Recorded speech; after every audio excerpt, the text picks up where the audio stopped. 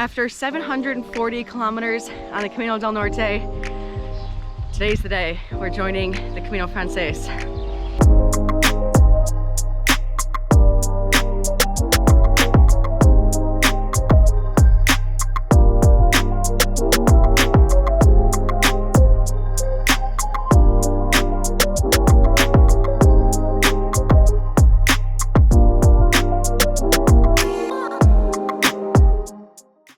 This is our first Camino and we came on the Norte for a reason. That's the one we really wanted to do, so it's kind of sad saying goodbye to that, but again, we are looking forward to see what the hype is about with the Frances. Of course, that's the most popular, most people on it, most people are familiar with that one, so it's time that we get acquainted ourselves as well.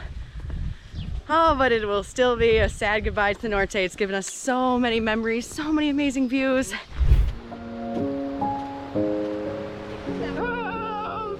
She's chasing me! And once again, we are on the beach.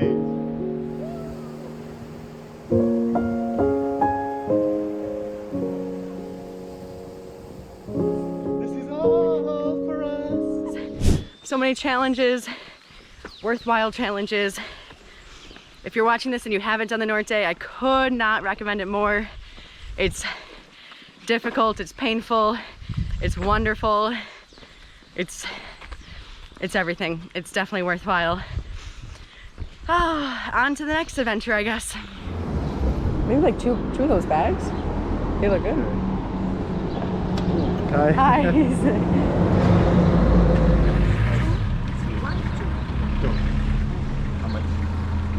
Uno. ¿Quieres uno o quieres dos? Dos. Dos. Por favor. Cuatro.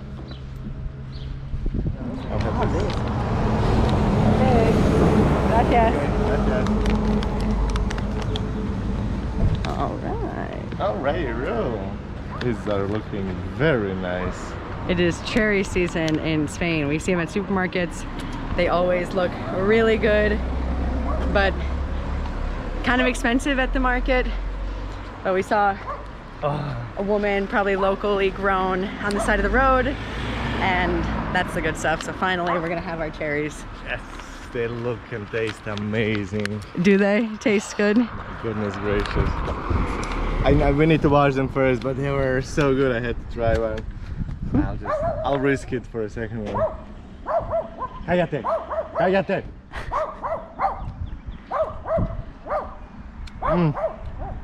Look at that color. Yeah, that's perfect. Oh my goodness. Okay, got the cherries, but just wanted to give you a little update as well. We're 9 kilometers in a place called Corredoiras. I don't know if I'm pronouncing that right. I'm trying my best. And today's walk has been pretty easy, I must say. 9 kilometers in, I would say, hour and a half, because again, we're in that stage where everything is Flat. just flat, straight, sometimes by the roads, but it's not that much, I would say. Also the path, we went through the forest, through some nice fields, and then we got to a forest. And right here it says there is Arzua, 12 kilometers. And so it begins. You can see behind me, there's already more people on this section of the trail than on a typical day on the Del Norte. Maybe it's because we're well within the last 100 kilometers to Santiago and things do get a little bit busier and more crowded along that stretch of the route because so many people want to do that portion and make it to Santiago and get their credential, rightfully so, but it does make things a little bit more crowded. And it means we have more friends on the trail, right? Just a heads up on the status of the accommodation when making the last trek 100 kilometers to Santiago and rejoining with the Camino Frances. We typically didn't book far in advance our whole Camino, but we did book this portion because it's so crowded. We just booked it a week in advance, that's all that was needed, but we could already see that towards the end stretch and in Santiago, 80–90% of places were already booked a week out in advance. And there was one place we didn't book, which is tomorrow night's accommodation in Arca, and it was completely sold out everywhere on booking. We had to call and they had 2 beds left in 1 albergue. So keep that in mind. There's a ton of people joining on the Frances and a ton of people doing just the last 100 or so kilometers. So accommodation is even more of an issue when you get into Galicia and when you're nearing Santiago. Keep that in mind. That was a bit of a stressor for us, not knowing where we'd sleep tomorrow. Everything looked booked. Finally, we just called and found something available, but just so you know, before you're in the same situation, look into that. Okay, another checkpoint. We're in a small city. I'm really not sure what it's called, but we are 12 kilometers in. We decided to stop for a little coffee, and to be honest, they always give you these. It's such a nice touch. It's always free of charge. We don't even ask for it, and They just bring it out. And we also got the stamps because we have some empty space to fill up, so we're gonna try to do it until the end, 2 or 3 stamps a day.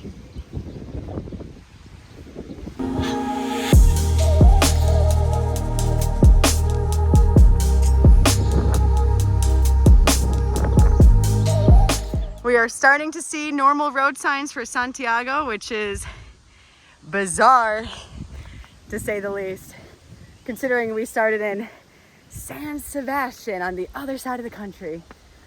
Wow. And we are officially entering Arzua.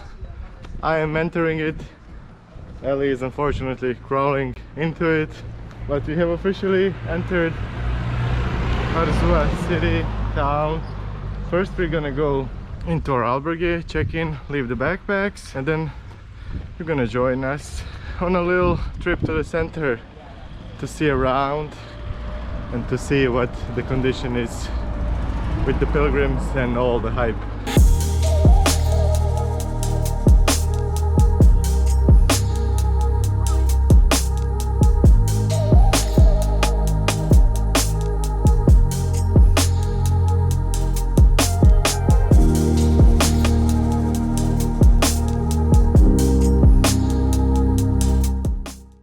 Okay, we're just going out of our albergue to hit the center and some shops, and we can already see a lot of people. And even in the back there is groups and groups and groups.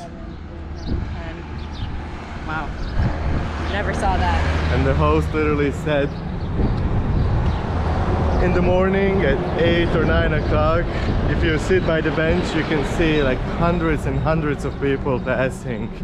Looking this, it really is looking already crazy and overpacked. And there is buses and buses coming through.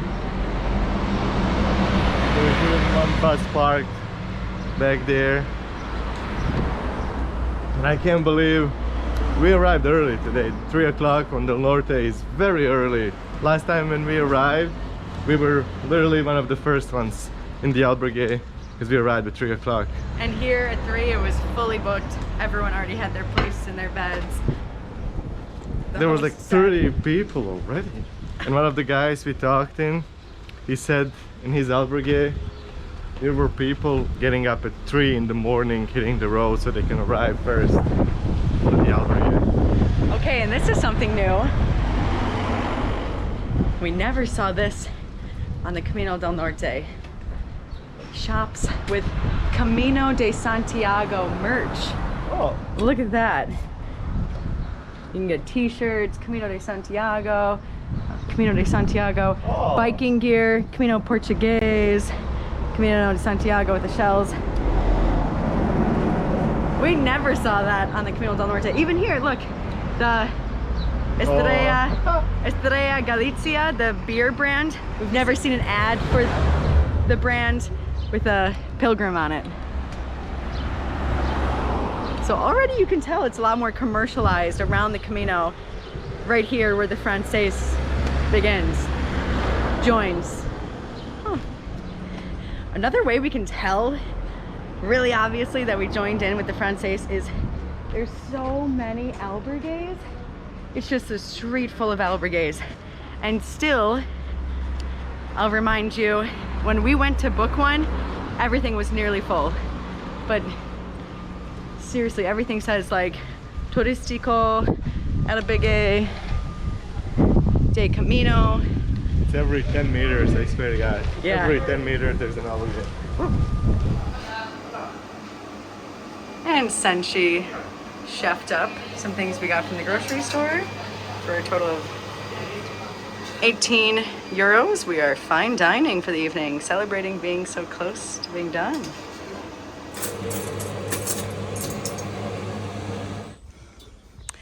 This is fine dining in the albergue.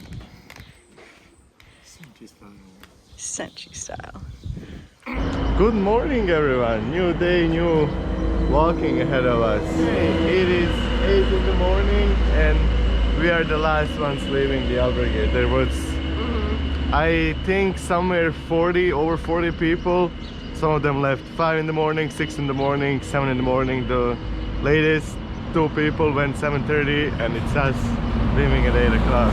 Today is really wonderful. It was a really comfortable stay at Los Tres Habitos. I would highly recommend it. It was really nice. It's very nice. The beds are very spacious, and for the bunk bed you go by the stairs, so it's really built nice. in. It's built in. You don't bother anyone. No one is bothering you. So it's really nice, really comfy. We've seen some people pass, some pilgrims, more than we would on the Norte in any morning for sure. But some first impressions that we have walking on the Frances this morning. One, a lot more people send luggage ahead. At our albergue alone, we saw 15 backpacks waiting at the door, and then we saw the Mochila Express, which is the service you can use to send backpacks ahead or suitcases or whatever. That's kind of different. We would see the occasional person doing that on the Norte, and we're not here to cast stones or anything, and we don't have any opinion on that, but I know other pilgrims do. So it was interesting. We didn't see nearly as many people do that on the Norte, but on the Frances it seems to be a lot more common. Another thing is taxis. What the heck? Frances, you guys had taxis as an option? Apparently, we talked to one guy on the Frances and he said, you can find a taxi any day, any stage on the Frances. That's mind-blowing to us because we didn't see a taxi for weeks on end on the Norte. There was no option. There was no Cabify, no Uber, no BlaBlaCar, no taxis. You literally had to walk. There would be no buses in some areas. Trust me, we looked into it sometimes. We had to walk, and apparently on the Frances you can grab a taxi anywhere at any time. They're a little pricey apparently, but it's available. That's all really different. We didn't have those services on the Norte. For better or for worse, take it as it is. We're not putting like any biases. Oh my god, look, here's a taxi. Here, right? What the heck? See? Speak of the devil, huh? Speak of the devil, and he shall appear. That's wild to us, for real. We're not putting any biases on, like we don't care one way or the other, but it's just an interesting observation.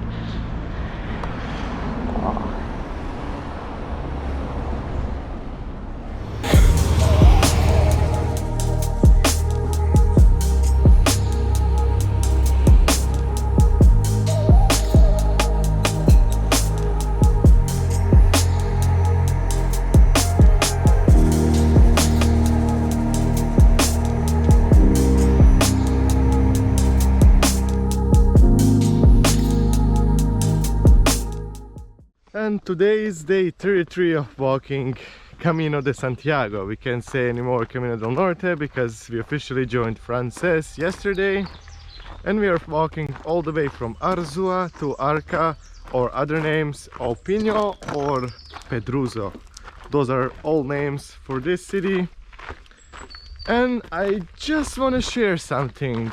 Once again, it is only my opinion on this.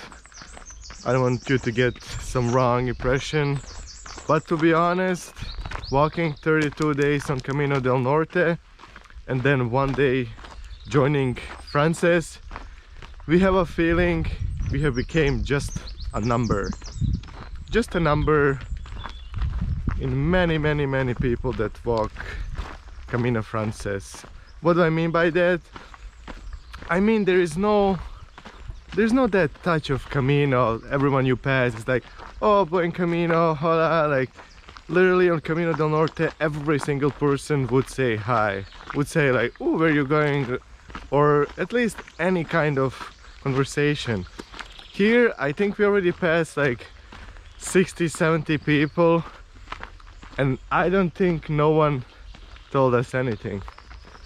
I don't think we had a single interaction of hi, hola, buen camino, or whatnot. I haven't heard buen camino once since being on the Frances, and before it'd be like every couple minutes. Buen camino.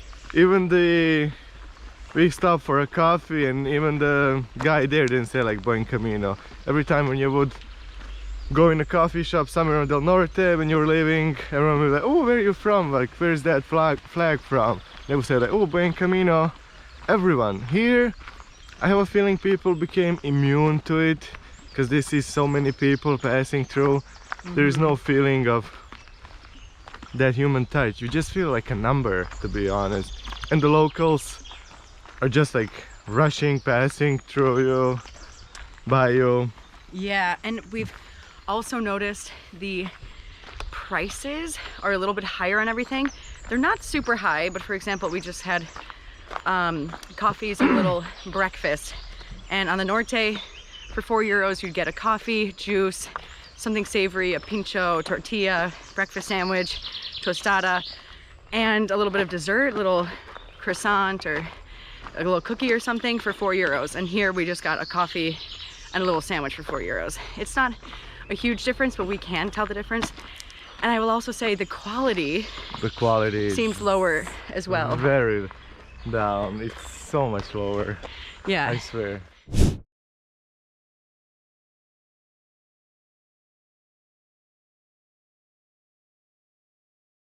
I have heard that about the Camino Frances, that because they're catering along the route to pilgrims, to tourists who are going to be leaving in 5 minutes, an hour, in a day, and they'll never see them again, they kind of don't have to worry about the quality too much.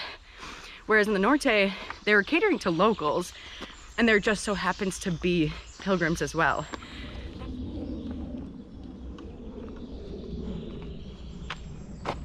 Another observation, there's a lot more places to stop and have a coffee and have a bite to eat on this portion of the trail. I don't know if it was like that the whole Frances. Of course, we didn't walk that.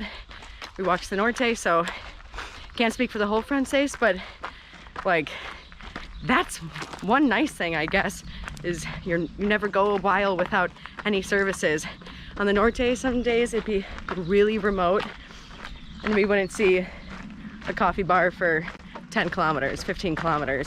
And so there were no options to stop. Here, we walked for 5 minutes and we passed 3 different really cute, like pilgrim-oriented cafe bars that, again, are catered to pilgrims.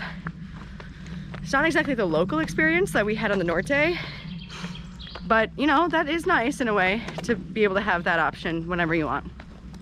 And once again, I'm really sad we didn't get the footage, but bocadillos were €5. Just there? Just there. Are you serious? Yeah. €5? Oh my yeah. God, on the Norte they were €1.50, I swear to God. Some would find €2. By the end, we got it for €3, I think, but they were like Fat. almost half of bread. Oh my You get, God, like, yeah. full chorizo of like that big, like sliced, filled Really? in. €5. Oh my God, and I bet it's just bread and like sliced salami. Because that's what we got this morning. My toast, coffee were €4, and the toast was literally 2 pieces of bread, 2 like so pieces small. of bread with 1 cheese and one slice of some meat in it. That's it. Some meat, don't even know what it was. I don't know what it was.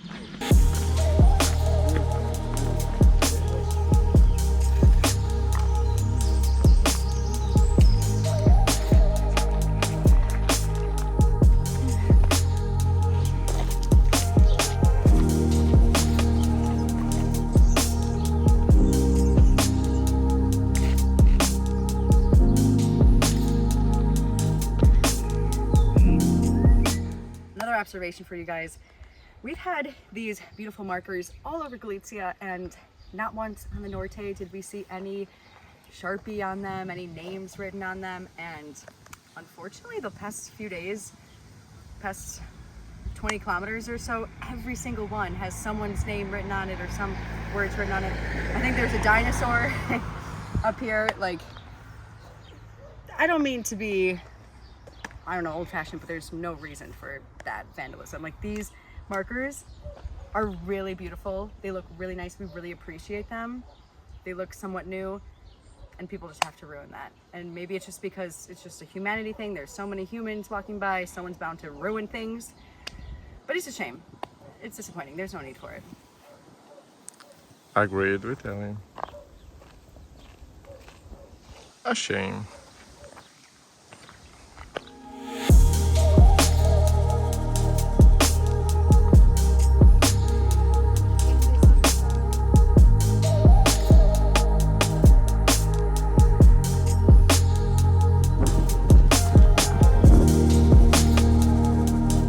Today has been interesting.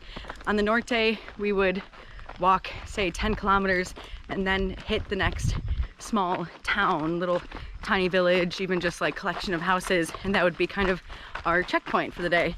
And today we're passing through, well, right now we're on a trail in nature mostly, but passing through so many little villages every like 3 kilometers. Even every 1 kilometer, there's a little cafe, bar, restaurant. So we honestly don't know how far in we are or where we are. And that's fine. We're just following the arrows, following all the other pilgrims. But it's definitely different. Like, all day today, we're just passing through little villages. There's always restaurants, everything. But I'd say we have 5 more kilometers left. So we'll crush that in an hour, and before we know it, it'll be the last day. And also, we really didn't feel today's walk because it's really straight. You just go straight, the elevation stays the same. Even if anything, downhill. Yeah, downhill. And to be honest, we already walked 14 kilometers, but it feels like 5 or 6 kilometers on Del Norte, since you have, okay, now it's uphill 100 meters, then down, then go up again, and that, I don't know, makes you like a bit more tired. And to be honest, this is just literally walking the park today. We don't feel the backpacks because we were going down and going straight and going, I don't know, just it feels like much easier. True. In Arca, also known as O Pino, O Pedroso, the accommodation was a bit tighter. There are tons of options, but like I said, you have to book them in advance because there are so many people right now on these routes, and it's the last stop before Santiago. So you could honestly do the whole stage from Arzua to Santiago in one day. It would be a big day, 40 kilometers, but like Senshi said, it's all pretty easy downhill. So keep that in mind. If you don't have accommodation, you could just fly through Arca. We feel up for it, to be honest, but we already have our albergue booked, so we're just taking 2 easy days instead and breaking it up. But it would definitely be doable. We are 10 minutes away from our final destination, from our albergue, and we were searching to see if our albergue is literally on the way, and we find this funny, interesting really thing. So here's ours, and then you can just see albergue, pension. Wait, you can't really see from here. Let me do it again. So this is ours first, and then you can just see from here it's albergue, pension. So clearly this is a very popular, crowded spot for pilgrims, like we said. And as we mentioned before, we barely found 2 beds in so many albergues. There's literally 30 albergues and pensions and hotels or whatnot. We found the last 2 beds and we booked it yesterday. So that's a day before. That's crazy. So how many people is actually entering this city? Probably 1,000 if I had to guess. We've seen hundreds of people and we left late. I can only imagine. So on that note, make your plans. And this is in May. I can only think what's it gonna be in June, in July, sorry. Ooh, mama, that's gonna be fighting, literal fighting for the beds. So of course, plan accordingly, research your options, don't just jump into it, try to plan ahead. 2, 3, 4 days, that's all. Yep. Plan accordingly, watch our videos, and you'll be well equipped to deal with anything that comes your way, because we'll give you a heads up.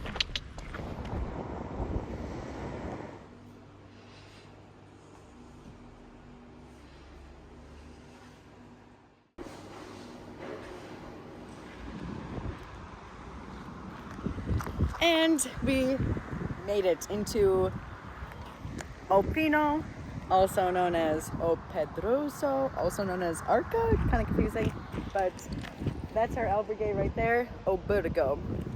Very nice. Something interesting I want to show you. This is why everyone has tattoos. Camino tattoos, because they are advertised all over the place. You can get a tattoo for 40 euros.